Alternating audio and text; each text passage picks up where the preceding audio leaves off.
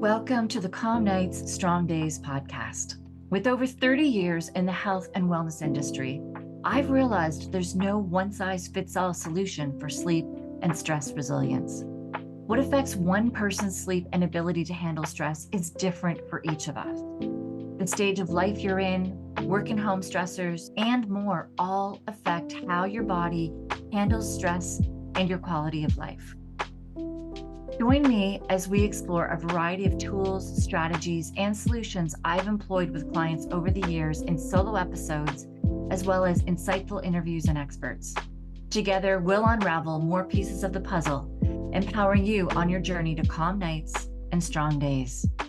So let's dive into today's episode. Welcome to the Calm Nights, Strong Days podcast. I'm your host, Andy Clark.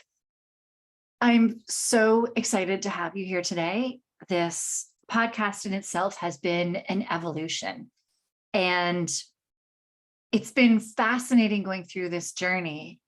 And what I have found recently is that friends who are listening, clients who are listening, have been telling me how the information that I've been talking about with my son, giving examples of kids and neurodiversities and how they have big emotions, how that has helped them understand their child a little bit better. And so I thought that I would start doing a little bit more on helping you understand kids with big emotions. Because for any of you that are listening, you'll know that when I'm saying a kid with big emotions, that these are kids that the regular ways of raising a child don't work with them, and it actually escalates things. And that there's more to these children than most people actually understand and realize. And through understanding that, it's fascinating because so many of my clients or colleagues, friends are saying that they're also noticing some of these traits in themselves as I'm speaking about things. So my hope is that in talking more about kids with big emotions, that it will help not only you, which this podcast has been all about you, and I still want it to help you, but in understanding your kids, it can help have a better relationship with your kids. And honestly, if you have a kid with big emotions, the stress that is happening in your house on a daily basis from that alone, on top of all the other stressors, relationships, finances, life, our own issues and struggles, it really can add a whole other level to everything that is happening in your house. So my hope with changing to, well, not changing, but adding a little bit about kids with big emotions, adding it to where I'm talking about the kids and the parents, my hope is that by the end of listening to this, not just this episode, but more episodes coming, that it will help you even more to another level. And I'm so excited about that. Now, I do understand that not everybody that is listening to this podcast has kids and is not at that stage. And I absolutely understand that. And this may not be the direction that you would like. And I completely respect that. But I am so excited for those of you who do have kids, who want to have kids and may not have them yet, for you to really learn a lot of the information that we're going to be diving in this episode and future episodes. So even if you don't have kids, this one's definitely going to help you. So what I want to dive into today is really diving into why kids struggle to handle emotions, big emotions, certain kids. And this comes from when I was actually saying this to a parent, because there was a situation that happened at Pokemon where a child was struggling with losing and had an outburst. And I looked at one of the other parents and I said, before I had kids, and even after my first child, I thought that all you do is you give a child guidance. You help them understand right from wrong. You help them understand what is respectful, what is disrespectful, and what behavior is expected of them. And they learned how to react that way. And I'm like, I so would have judged that child and their reaction had this been before I had my child. I would have thought, what are these parents doing? Like, do they not know how to handle this child? I would have thought, oh my gosh, how disrespectful. When in fact, I knew this child. It was my child. And I'm sitting there and I was actually so proud of him that the big emotions that came from losing happened only after the second game. After his first game, the mom that I was speaking with, my son was playing her daughter. Her daughter is good. She is a highly ranked Canadian player. She's actually a highly ranked world level player. She's going to worlds. This girl is hard to beat. She's very, very good. The thing is that because the way her brain works and because the way my son's brain works, they had a clashing about 3-4 months ago where her brain doesn't necessarily filter out her thoughts. Now, it's not saying at all that her thoughts or ideas or things that she's saying were wrong. They were absolutely, completely factual, what she was saying. They had sat down to play one another once. And she looked at him and looked at his deck. And the way Pokemon works is there's always percentages. There's a percentage about like, so if you're playing, let's just, for those of you who don't know Pokemon, let's just even say Pokemon deck, which is not one of the strong decks. People don't play it, but let's just say for ease sake, a Pokemon deck. That Pokemon deck has a certain percentage of being able to win and beat certain decks, certain other Pokemon, and a certain percentage of where it gets beat. So there's always strong ones and weak ones. And so my son was playing a weakness to this girl's deck. And she said, my deck is stronger than yours. You know, the odds are I'm going to beat you. Why don't you concede? It wasn't snotty. It was absolute fact. This girl is also good too, that even if he had a deck that was strong compared to hers, the odds were he wasn't going to win. But it's one of these things where as we learn with all of these different kids, of which the neurodiverse kids is, and I would have taken offense to that hugely years ago before I understood all of this. But the more that I got to learn this girl, I'm like, oh, she is like neurodiverse. She's absolutely amazing. And she has not learned how to regulate having these conversations in ways and understanding that that might hurt people's feelings.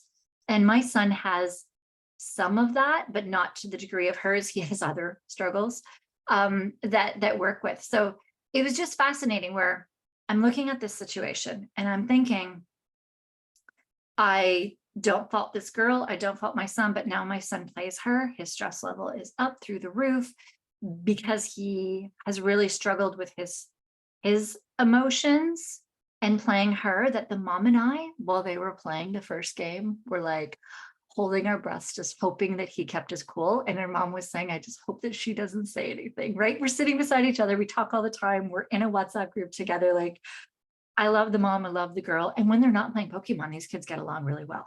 It's fascinating. But the emotions, it's about these emotions. And so he kept his cool, but then he was playing as actually a really good friend of his who he hangs out with all the time. He was playing his friend after, and he lost. His friend's been getting coaching and has really been doing really well and excelling. And he beat him. And my son lost it.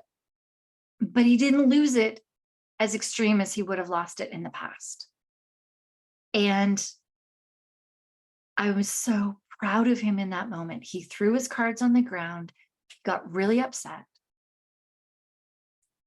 But I was so proud. And the mom and I together, we were both sitting there thinking that we were so proud of him that he made it further than he would have made it. Normally, he wouldn't have even made it through a game with her daughter. So this was huge.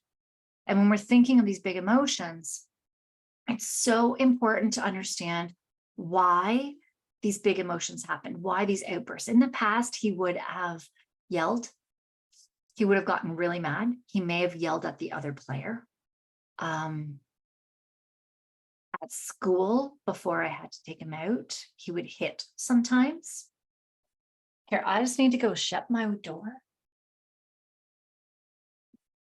My cat came in the room and I had to shut my door so that I have a little privacy here. So it's just fascinating how, when you start understanding their stress systems, you start understanding why these big emotions happen, that it really changes how you view it. It changes how you view and handle when a child has these big emotions. In the past, I would have completely yelled at him. And I did at the beginning, like years ago when he started playing. I would have yelled at him. I would have got mad. I would have told him that that was just absolutely horrible. And this time I went up to him and I'm so proud of you. And he came up to me after, he's like, I need to leave now. I'm like, okay, let's go. And as soon as we got outside, I told him how proud I was of him. We packed up, we left, the parents know. It was just amazing. And I would not have handled that at all the same way when I didn't understand his stress system. I didn't understand why this was happening. When I didn't understand, how I needed to react in order to support him at his best. So, and that's the thing, is when you do change the way that you handle these situations and you start really understanding their stress response, then you really then what happens is they start lasting further and further before the big emotions come in. Now, there are a lot of steps to this to get them to the point in how you handle the situation and what steps you take. For this episode today, what I want to be diving into is the stress response so that you understand that, because that is the meat of everything. It does not matter what the stressor is. It doesn't matter if it's stressing over what somebody has said. It doesn't matter if it's stressing over a situation that's happened. It doesn't matter if it is like whatever the stress is. There are so many different stressors out there, but it doesn't matter. As soon as your brain perceives a stress, and I'm saying perceives a stress, so that's where this is total example of our kids that have big emotions, is you'll see the majority of the kids won't even react to something around them. But when a child has big emotions, they perceive that stress. We get the anxiety. Anxiety kicks in, or anger or frustration. They might get overwhelmed. They may not be able to think. They may freeze. And that is when their nervous system is completely taxed, when they're perceiving a stress. As soon as you perceive a stress, so we think of this as adults too. You might see where one adult is really anxious about going into something. And that is because their brain is perceiving that situation is stressful for them, whereas somebody else is handling it perfectly fine. So that's the first thing to understand about these big emotions that these kids have, is that their brain has perceived some sort of a stress. They may not even know what the stress is. It could be that they breathed in synthetic fragrances. My son and I when we breathe in synthetic fragrances, like instantly you'll see us change. I'll start yelling at my husband. My son will get mad, he'll kick. It's crazy. So, and that's not everybody. And that's where I'm saying we have to understand that the reaction, when they're having this reaction, it's not that these kids want to even be having this reaction most of the time. My son does not want to be having a tantrum at Pokemon. It's embarrassing. It truly is for him. And he has to go back and face those friends again, right? He doesn't want to be doing that, but his stress system has perceived a threat. And when it's perceiving a threat, then your stress system kicks in, your stress nerve kicks in. And when that stress nerve kicks in, it kicks in all of your stress response, that fight or freeze. And it really depends on how taxed your stress system is. So I've used this analogy. This is how I use the analogy of my son in school. And it was a great one. I found it, somebody had passed it along on Facebook at one point. So you may have seen this analogy out there, but it's about a Coke bottle. So imagine you have a Coke bottle and your child goes to school in the morning and there might be loud noises. It might be a little bit loud and overwhelming for them if they are a child that is sensitive to noises. And you think, that's a little shake of that Coke bottle. And then they go to do their work and there might be, they might not have the right pencil that feels right for them. They may be somebody that doesn't deal well with change, isn't as adaptable, and that Coke bottle gets shook. They may be doing really well in an assignment, and the thing is that the teacher thinks that they're doing absolutely great, but that child inside may be thinking that they made a mistake somewhere or it wasn't good enough, because there's that perfectionism, and that Coke bottle shakes. And then they're getting to, they're starting to get hungry, but lunchtime hasn't happened yet. So they're starting to get the stress of that hunger, shakes the Coke bottle. And then they're playing with somebody and somebody doesn't want to share with them. That Coke bottle shakes. And they're keeping it together. They're keeping it together, but they're getting more and more stressed inside. And the teacher doesn't necessarily see all of these things or understand the way that these stressors are hitting this child. This child may be very sensitive to what people say. That's something that may not hurt somebody's feelings, may be hurting theirs. This child may be very, very observant and be able to see so much around them. If we think of autism, the one reason that autistic kids don't look you in the face or in the eyes, especially when they first see you, is that an autistic child is often taking in so much information. It is overwhelming how much they take in visually, that to take in the sound of your voice and everything that's happening, your movements, and to be looking at your face, your facial movements, every little spot and dot and scar and acne and anything, the way your hair is on the face can get so overwhelming and overstimulating for them. So all of these things, to people that are, we call them more atypical people, they don't notice all of these things. But when you're a child that is hypersensitive, that sees a lot, that takes in a lot, that feels a lot, your Coke bottle shakes so much more during your day, so much more during your day. And that's why often when kids get home from school, their Coke bottle, it's like they almost take that cap off. They're like, okay, I'm home. I'm going to relieve some pressure out of this bottle. And they undo that cap and it explodes. So that's why it explodes on you at home too, because you're their safe space. You're their safe one. So quite often too, when they are exploding in your home, it's because you are their safe space. And they know that they can finally just let it all out. The other thing as well is, like, I know for my son, I was getting calls 2-3 times a week to come get him because his Coke bottle exploded at school. And he couldn't handle it, could not handle 5 days at school. He couldn't handle like 2 days in a row at school because the sounds, like my son's memory processing is through the roof. The amount that he takes in is through the roof. But he doesn't have the emotional and intellectual intelligence to take in all of that. And it's so overwhelming. He doesn't have the tools to be able to help him reset.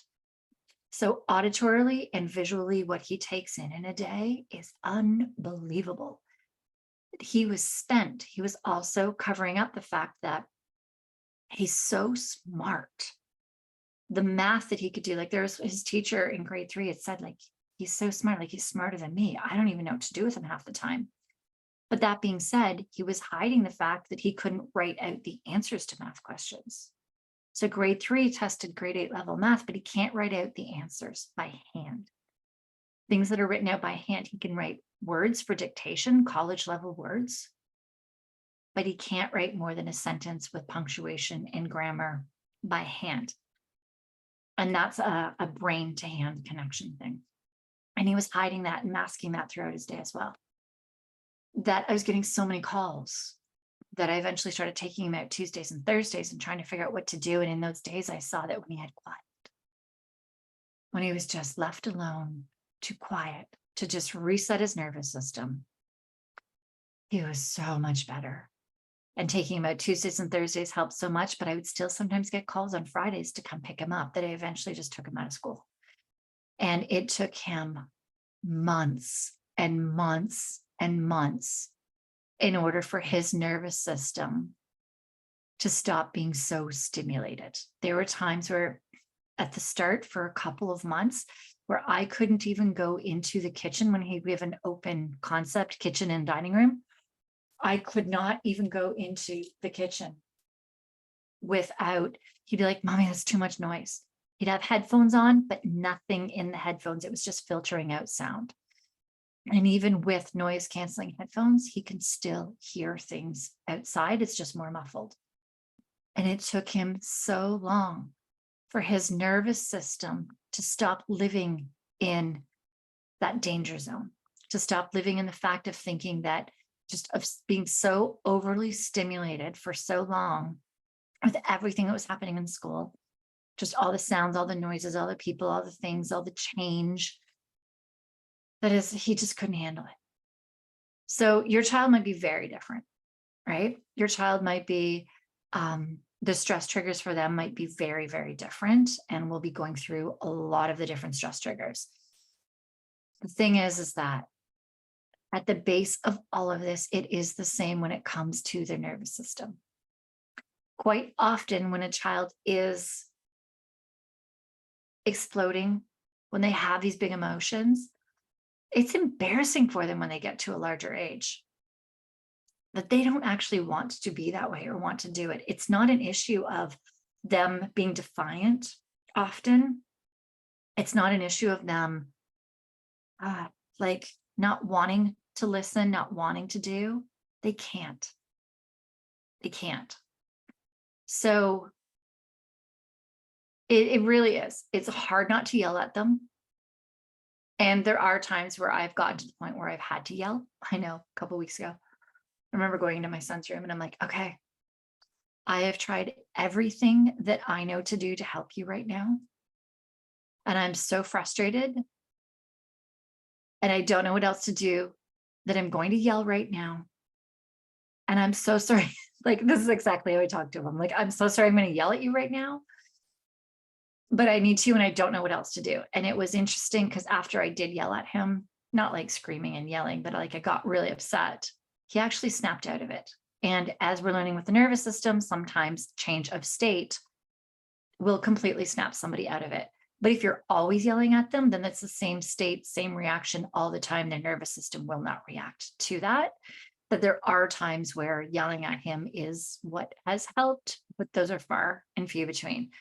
Do I yell at him and lose my cool without the apologies and all of that at times? Absolutely. I do. When I'm having a tough day, when I'm stressed, I have big emotions with a short tolerance, short strain. Absolutely, I do. I'm not perfect in any of this. The thing that I will say in coming out of this is understanding these kids. As soon as I see kids with big emotions, when I see kids having these outbursts, I know there's a lot more to it than them solely not listening to a parent, or maybe a parent has never taught them how to be respectful and how to obey, or how to behave, and how to, stay calm, and all of these things, right? Like, just a lot of these tools that do work for my oldest son definitely do not work for my youngest son. And it's important for you to know that if you feel like you've tried everything and you have, like me, thought that, you tell them what to do, you discipline them, it's this or that, and they're still doing it all the time or some of the time, quite often there's an underlying reason. And it's that their nervous system, though, is perceiving some sort of a threat. And then it's time to go and dive into that big puzzle and figure out where in the heck is this threat coming from. And it's usually multiple sources, and trying to figure all that out, which is what I'm here to help you with. So hopefully this has helped you with a big base on kids with big emotions. And I'm so grateful that you have listened to this. This podcast really is important because I don't want other parents to struggle like I did. I don't want kids to struggle like I did. And like my son is, or well, he's not struggling as much. Your kid is struggling too. I want to be able to help so that our kids are not struggling as much, so that our kids are going to make it in the world, because our kids are the ones that are going to change the world. So hopefully from this episode and episodes that are coming are going to help prepare for your kids' outbursts, for your emotions. And what you're going to learn in this podcast will hopefully bring you closer to your kids and also help yourself with your stress system, which is what the base of this has been. But if we can do it through helping your kids as well, then, oh man, let's do it. Let's do it.